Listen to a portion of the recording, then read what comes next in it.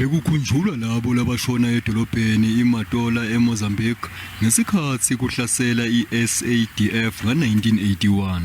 Emalunga emkhonto wesizwe abulawa ngemasotsha embuso welubandlulo kuleli dolobha. iNingizimu Afrika ikakhohlwa ke ngelusito leyalutfola kulaseMozambique ngesikhatsi semzabalazo kuleli. It has been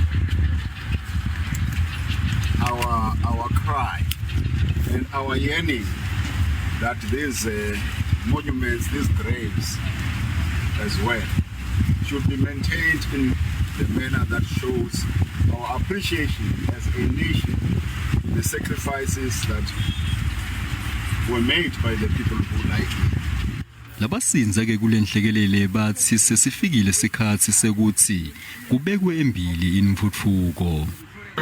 We are now in a situation where we must begin to develop both countries.